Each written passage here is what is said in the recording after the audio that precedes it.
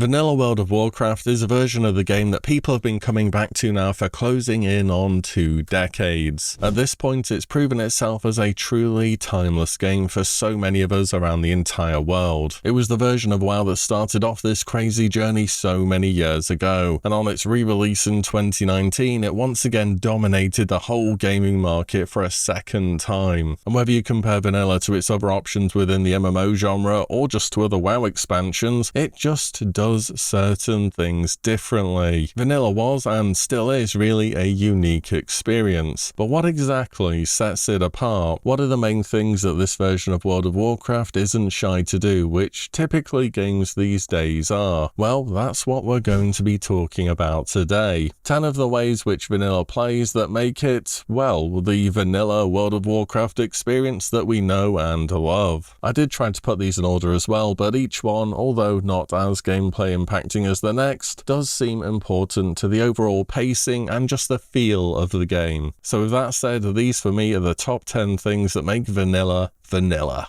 When you first arrive upon the grand world of Azeroth, you're going to be doing a lot of running about to hand in quests, to get to new zones, pick up flight paths, and so on. Some classes are lucky enough to get hold of a movement speed ability early on, such as Aspect of the Cheetah, Ghost Wolf, or Travel Form, but for every class in the game you need to wait all the way until level 40 before you can buy a proper mount and start riding around at an impressive bonus 60% speed. And your first mount is a big investment. I mean, unless you're a Warlock or a Paladin, you get them for free, but for everyone else it's a big investment. I don't know about you, but oftentimes after I've just bought a mount on a character, I still catch myself running about because I just get so used to it. And while some of those journeys you have to do on foot are super long, such as the first trip from the wetlands up to Arathi Highlands on Alliance, or just going anywhere in the Barrens it feels like, it gives the world that scope of size which it's famous for. And your first mount will also set you back 90 gold or so after your faction discounts,